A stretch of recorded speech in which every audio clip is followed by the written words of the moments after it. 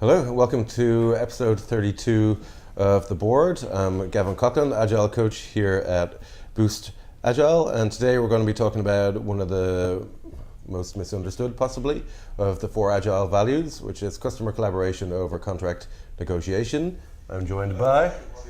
Hi there, my name is Paul Llewellyn. I'm also an Agile coach here at Boost. As you can see, it's just the two of us on the couches today. Kirsten's actually overseas on holiday. She's in London and Paris, so hopefully she's having good times. I'd imagine she is. Yeah. So Gavin and I decided to talk about the Agile value customer collaboration over contract negotiation, because often when we're working with teams, we will remind them of the values and how what they're saying kind of holds with the values, in terms of like how it compares back to, or if they're stuck on something in particular, then think about the Agile values and how they might apply in this situation. Yeah, and I think it's, I've been having a lot of conversations recently with people about doing Scrum, and a lot of companies want to do Scrum, and they just learn how to do that, and they learn all the right artifacts and the right meetings to do. But don't necessarily concentrate on the Agile values, and that's missing the point entirely, because then you're doing Agile rather than being Agile. That's right. And so, and I know that, for example, the guys from IC Agile, Ahmed Siddiqui or Sidki, sorry, I mispronounced his name. They talk about this Agile mindset quite a lot, and I think really to go from doing Agile to being Agile, you really have to think about the underlying principles, i.e. the manifesto, the Agile manifesto, and how that works in your situation. Yeah, absolutely. And if we ever have issues with our Scrum projects, if there's ever things going wrong, we tend to look back on the 4 Agile values, and they help us find sort of the root cause of what's going on. And the Agile mindset is the hardest thing to be and to become. It's really, really easy to do Scrum or to do Kanban and ignore all that, and it'll probably help because you'll be visualizing your work and breaking things down into iterations, so it'll probably give you some benefits, but certainly won't give you all the benefits and the true benefits of being Agile. And to me, like I've said this many times before, I know, probably on this show, but to me, Scrum is a set of training wheels, and unless you understand the principles of underneath Scrum that are holding it, then you can't take those training wheels off. Yeah, that's right. And so the team will often come to us and say, "Oh, we want to do," i.e., the most common thing is we want to stop retrospectives. We don't see the value in the retrospective, and then we really have to ask them how that sort of compares back to the Agile values and what they're and the Agile principles, and understand that teams, we do get the greatest benefit if we're analysing our what we're doing, and having some empirical sort of nature to our work, because otherwise we can't improve, and we'll just be doing the same things over and over again. Exactly. And as Einstein said, that is the definition of madness. Was it Einstein said that? I think so. Yeah, doing the same things over and over again, expecting different results. Yeah. And when we do Scrum workshops for people, we always go through the values first of all, and then we take them through usually the Scrum process, and we say this is a framework which helps support these Agile values. Yeah. And it's because it's hard to look at the Agile values and put a framework in yourself that's going to help support that. So Scrum is just a great way of doing that. But that brings us back to customer collaboration over contract negotiation. Yeah. That's one that's people find hard to understand sometimes. It comes up, it comes up so many times for us, especially because we're a vendor as well as a consultancy. We often we're negotiating contracts often, in terms of the number of projects that we do, but also those contracts. I was thinking the other day, because I see these contracts I see little mini contracts popping up in each or every aspect of the Agile kind of approach, where people are trying to hold the team to, you said you would do this and it would include this and so on, or they're trying to set that contract up ahead of time and not realizing that they're actually, by creating that contract, they're actually going to minimize the value that's delivered. And so we'll often it is customer collaboration over contract negotiation. It's not saying that contracts aren't important. It's saying that you're but we think you will get a better result the more you collaborate. And so going back to the beginning of the process, when we start a new project, for example, one of the worst things we can hear from one of our customers is you're the experts, you build it, because exactly. we don't know what they want to build. We don't understand what their vision is.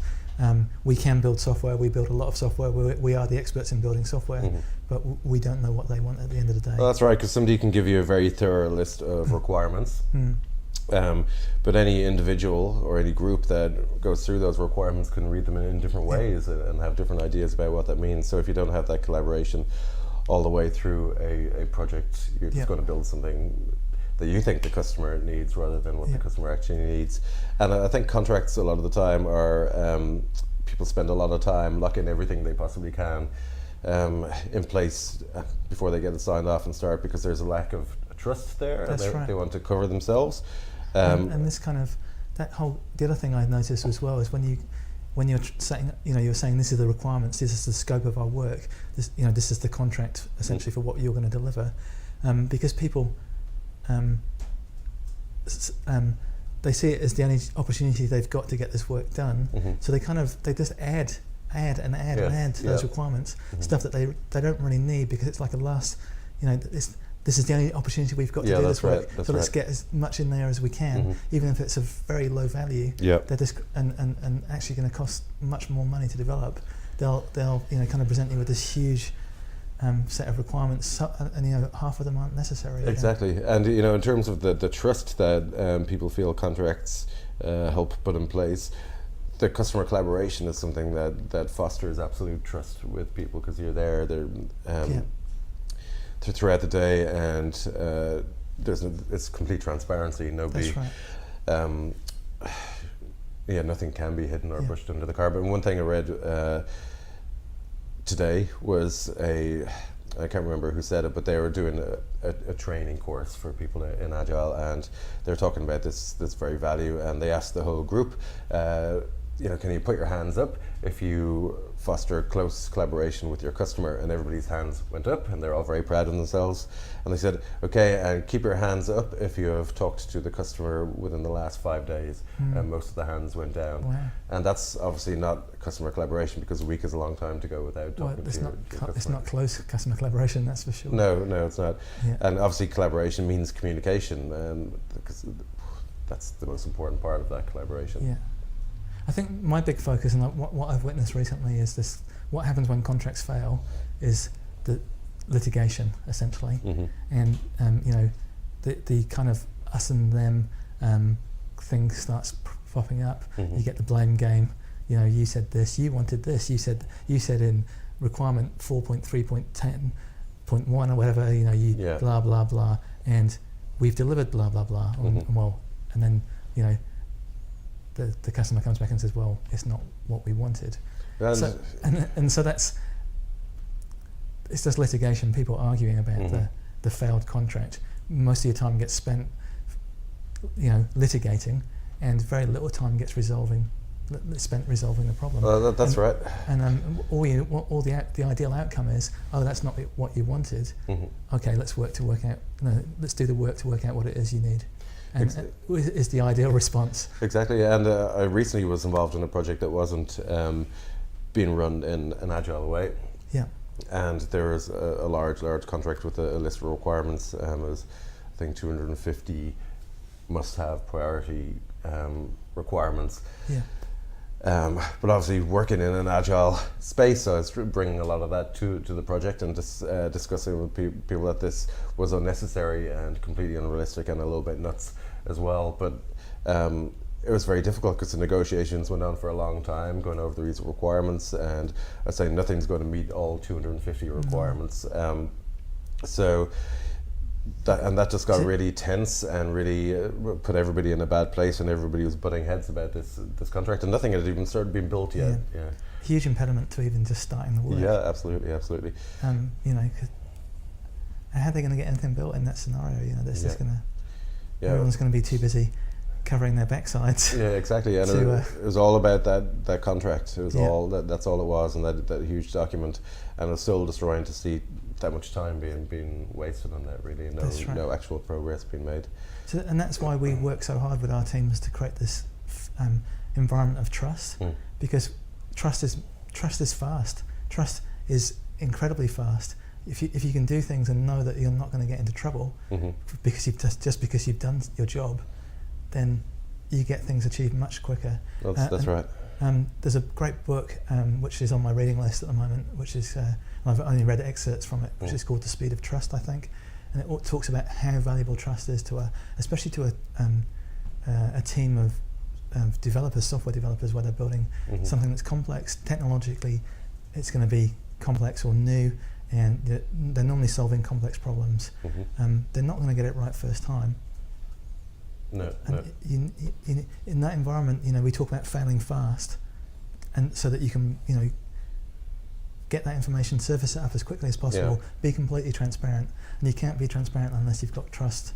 If every time you come back to the product owner and say, we can't do this, or this is really hard, this is going to cost you much more than we thought it was going to cost, and the product owner starts freaking out because they're not going to get what they want. We're not going to get anywhere in that project. We're not going to move forward.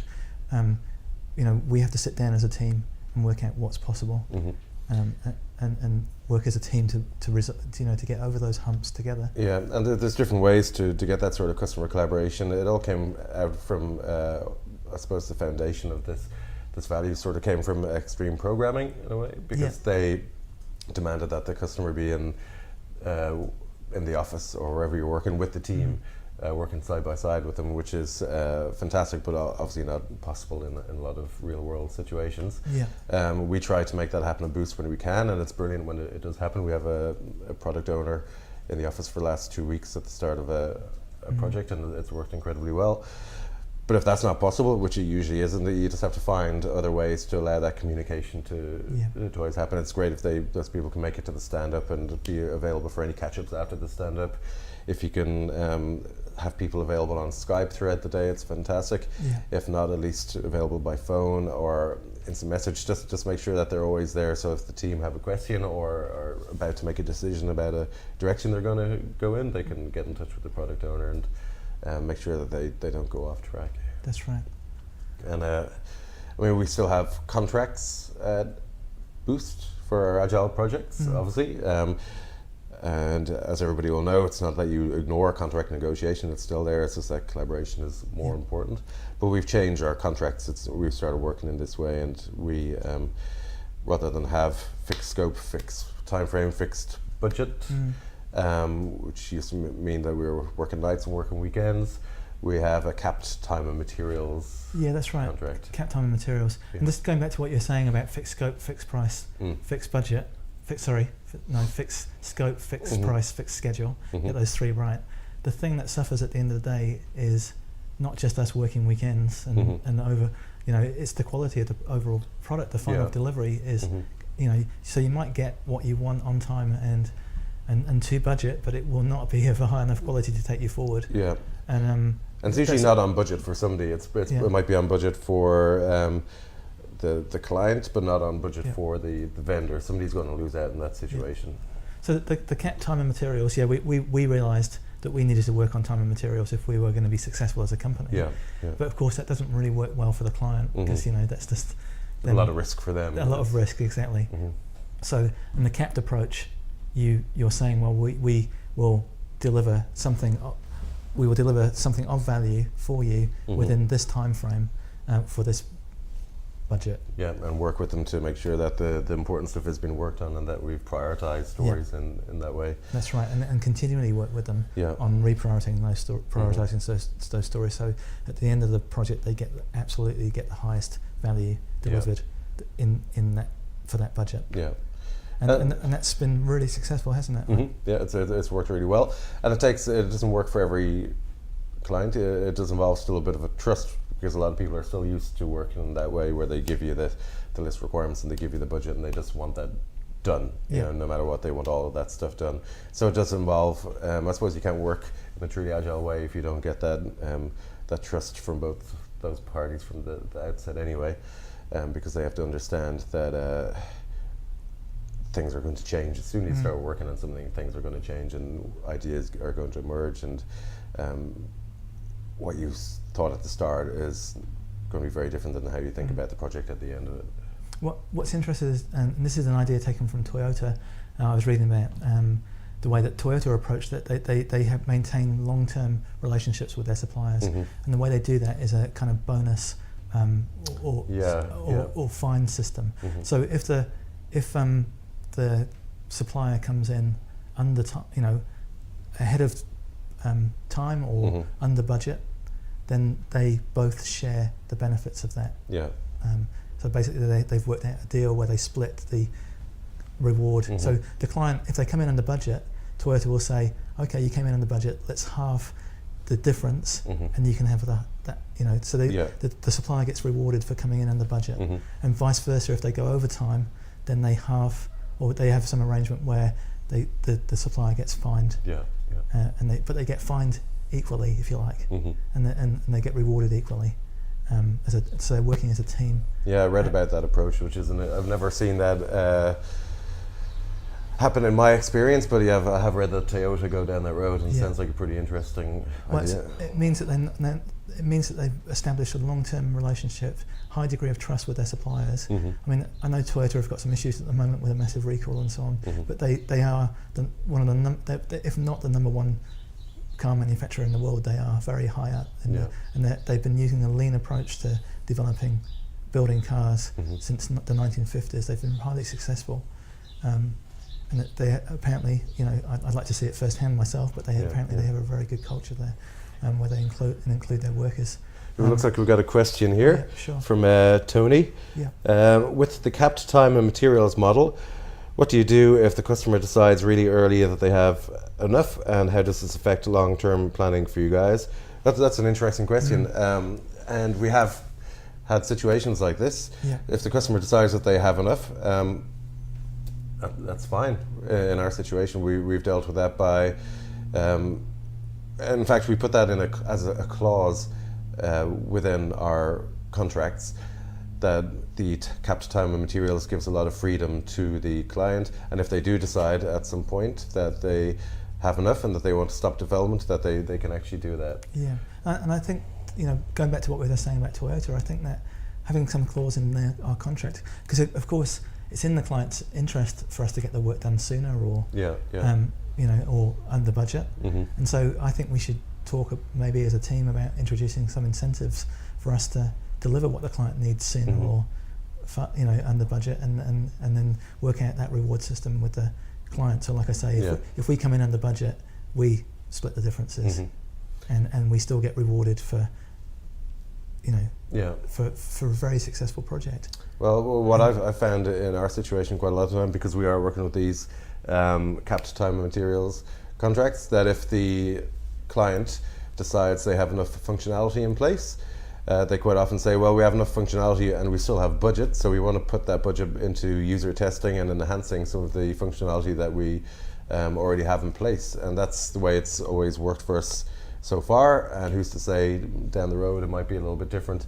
But so far it's working out for us, and it's pretty good. And because the client has that freedom, it does create quite a bit of trust. And he also asked, how does that affect long-term planning for us? Well, at the moment, so far it hasn't been an issue, because we usually have something waiting in the wings, and we can bring that on faster. And exactly, and the clients have chosen to use their remaining budget for enhancements and stuff like that. So it does create issues if we go over time, of course, and we do have to reschedule, just like any team would. That's the thing, if you're coming to the end of the budget, or even if you're not where you thought you'd be halfway through the project, that's what this collaboration, when this collaboration comes into play as well, and you actually talk to the client about what's the situation, because everything is absolutely transparent, and they're with you on this journey, so it shouldn't be a surprise for them either. So you just negotiate at that point. Well, what can we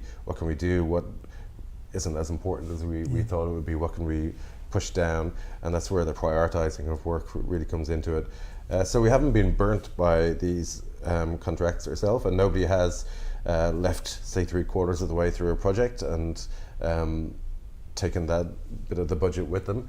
So we've been quite fortunate in that regards, but it's just I mean, it's interesting at the moment. We've got some guys working we're doing some work for who are just exploring the possibilities of this way of working, and so we're just doing one sprint with them. Yeah. And that's, I mean, obviously I don't want to jinx this, but we do this quite a bit with people, and they often they just want to see how this way works and see what is possible, and you know, a lot of the time we get a good result, and the product owner or the company will want to continue working with us. That causes a whole different set of problems, because obviously we need to then rejig our schedules again, or you know, work out when it is on the horizon that they can get that work scheduled. Exactly, and I mean that's part of the benefit of being a small company as well, because our planning is quite flexible. And that's a bit of a luxury, that being a small company. Well, it's one of the benefits of being a small company, is that you can be flexible in that way, and we don't do very long-term planning. We do some sort of vague planning, but that's constantly changing, really. I mean, that's the Agile way as well. You don't really, you have a good idea of what you're going to do in the next 3 months, and then each subsequent 3 months out, you have less of an idea. It's just, and that's good planning in general, and most good project managers would adopt the further out you're looking, the more volatility there is in, the plan. That's right. Yeah. And that's just accepted. Just keeps you on your toes. Yeah, exactly. Just before we stop talking for today, I just wanted to bring up the fact that Nathan often talks about fractals in Agile. In the way that kind of it's a there's a pattern within a pattern within a pattern, and so on. And these contracts often, so we have the contract at the project level, but then we also have the contracts that get formed between the product owner and the team as they start to build the project, or build the software, and that they're usually around the user story. And what's interesting, I've been working with a team at the moment who have just converted to Agile, and we're going through an Agile transformation with them. And they've still got some they've still got some requirements, if you like, that are held over from the old way of doing things. And they've got these, like I saw one today. It was a huge kind of detailed screenshot and requirements for this major report that they want generated out of their visual report they want generated out of their system. And the problem we've got now with the product owner is negotiating what's of highest value, because we have to break this work down. That we can't deliver this they can't deliver this entire thing, this epic in one go. They have to break it into stories and do it within sprints. Now we've got this whole problem of renegotiating that contract, because that contract was formed 8 months ago, and now they've got to get it built. They have to build the highest value first, and the product owner thinks everything's of equal importance. There's that same story that we were talking about earlier, where they had 300 stories and they're all of equal value and priority. And so it's just interesting to see how this customer collaboration over contract negotiation kind of filters down into the smaller chunks of what you do within a project. Absolutely. Itself. And it's really good to remind the customer and the team at that point, this is a collaboration the whole way through. And you want to avoid forming those contracts as much as possible, because contracts just turn into litigation when they fail, Exactly. And you spend more time litigating than you do actually solving the problem. It's interesting, actually, because the people do ask me quite a few times what problems you run into when you're running Scrum projects, and it can be a variety of things, like what you just described, or a product owner who's not available, or teams who work separately and kind of blame each other for a situation. But everything that the sort of core of all those issues is almost always communication. That's right. If you have communication lines open all the time and people are actually using them, and because there's no point having somebody sitting beside you if you're not talking to them. But as long as everybody's communicating, it really solves so many of these problems. And all I know is, having spent so many years in the industry, is time and time again, the customer often doesn't know exactly what they want until they see it. And so anything in between that, requirements, documents, mock-ups, they all have their user stories. They all have their place but keep them light, keep the collaboration heavy, keep the focus on collaboration. Stop trying to form contracts. deliver something that the customer can see as soon as possible, and accept that that isn't necessarily going to be the right the first time, and it's going to need to be revised or reworked or enhanced or elaborated, and accept that. Software isn't tangible until it's on a screen. That's right. That's absolutely right. And the most difficult situation I've seen to conquer in agile projects is when people are working in different time zones, because that communication. I mean, there's nothing you can do. You can't bend time. So that's right. The most difficult one to solve. When people ever ask me to help them with a problem because they've got somebody working in a time zone 12 hours behind them, there's no easy answer there, because it's really tricky. So we have another question from Tony. Just found this in the week. Great for helping that everything is of equal value discussion. Great. I'll take. So is he included a link? I don't see a link in there, but I'll follow up on that, Tony. Yeah, if you could post a link, Tony, if you've got something, that'd be great. I do like that, because we often need help with the everything is of equal value discussion. That's something that pops up a huge amount, so I'd be keen to see that. So I think it's just about us for this week. Yeah. Thanks. I really enjoyed today's discussion. Yeah, it was good. And so in the future, we're going to try and concentrate just on one topic per episode of the board. So again, if anybody's watching and wants to, whether you're watching on YouTube or live stream, and you have a topic you'd like to see discussed, please leave it in the comments, and we'll try and address that in future episodes. So thank you, and see you next time. See you.